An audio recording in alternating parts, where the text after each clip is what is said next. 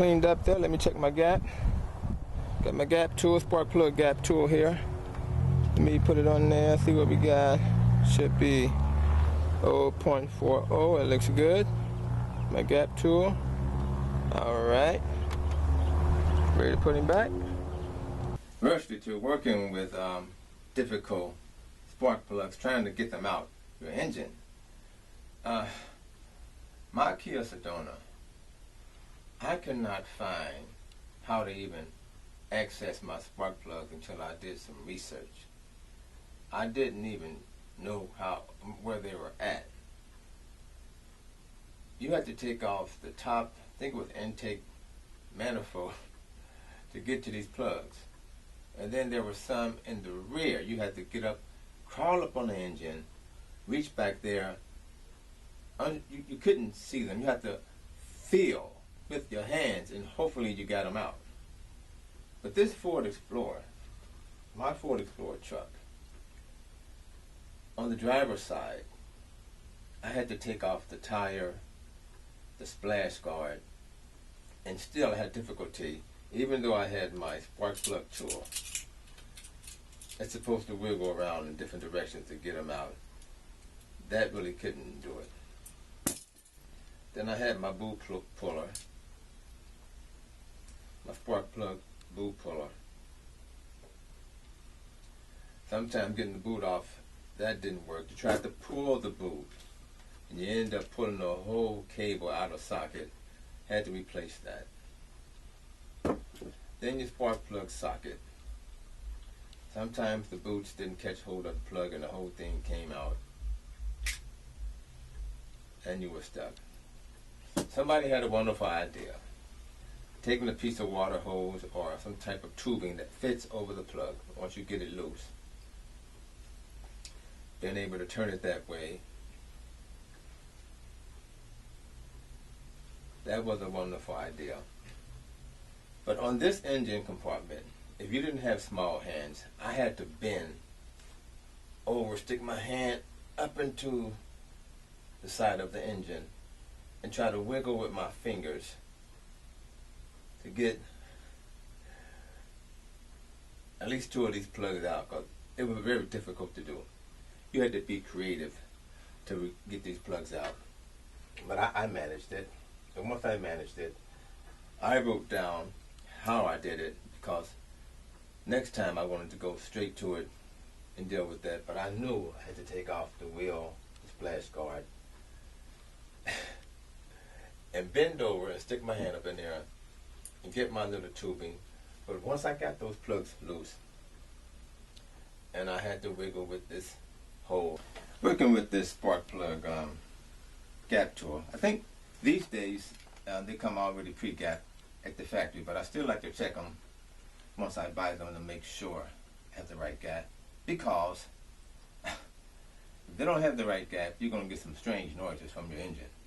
Popping noises and some weird, loud, high-pitched, squealing sounds to get them out. But virtually to dealing with difficult plugs, you have to be creative.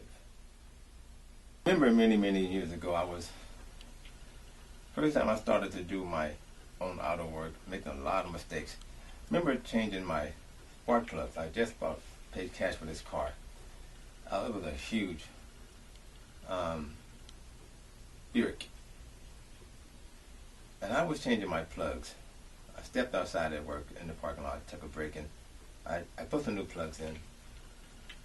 And I made a mistake and didn't put the wires back where they need to go. When I turned my ignition on and engine was going, I kept hearing this loud popping noise. And I thought, what did I do wrong? So I called my friend. He came right over. And without even hesitating, I told him I'm hearing this strange noise. He said, what did you do? And I explained to him that I put some new plugs in. So he went in and moved the wires around where they should be, and everything was fine. I didn't know that you couldn't just put the wires anywhere. They had to go exactly where they're supposed to be. When working with these spark plugs, this gauge sets your gap on your plugs. And you have to use the plugs that are required for your car. You can't buy cheap all the time because cheap could be a problem. Remember getting some cheap plugs for a vehicle, another vehicle that I bought, and my radio kept making this high-pitched noise. But once I put the proper plugs in, the noise went away. So all of these things play in having the right plugs, put them in the right place, making sure the gap is there for your engine specifications, and everything should be okay. Our engine, tighten this the rest of the way, not too hard.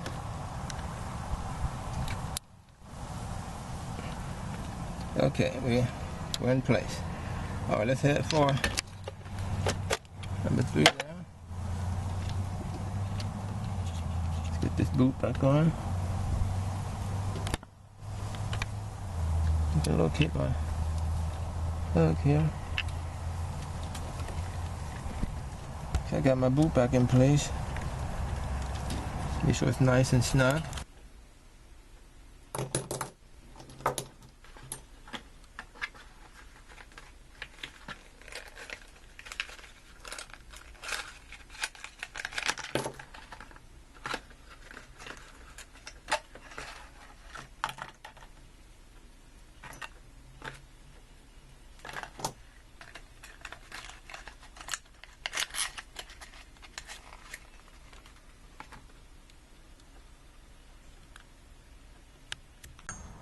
I think, no, I'm good.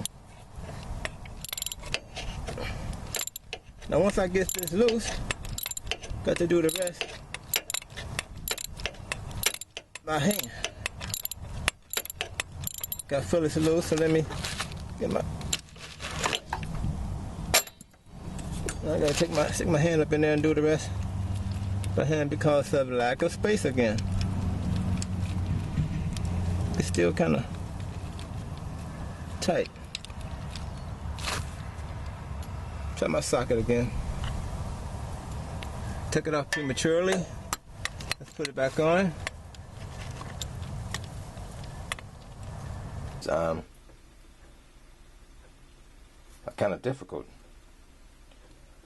On my Kia Sedona, I had to take off the upper intake to get to the expose the plugs. But on my Ford truck, I believe on the driver's side, I had a problem. I couldn't just get them from the top. I had to actually take the wheel off and take off the splash guard to get to the plugs. And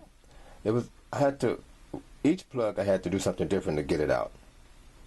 In some cases you can use a piece of hose once you get the boot off and slide the hose on there and kind of screw it out that way.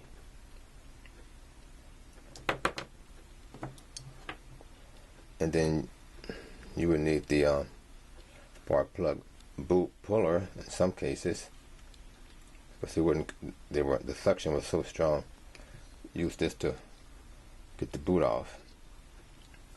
Trying to pull it from here you might have a problem and end up pulling the whole wiring out of the boot. Then you have to replace that. So you needed something to grab it from here to pull. Then you have the spark plug socket that's designed for that. It has a piece of rubber gasket in there that grabs a hold of the plug, and sometimes they work, sometimes they don't. Once you get it screwed out, you just pull up on it and the whole thing should come out once you get it loose. Sometimes those rubber gaskets wear out. This one don't even have one. Oh, there it is. The rubber gasket, sometimes they wore out, and this one is stuck to the plug, and different things happen.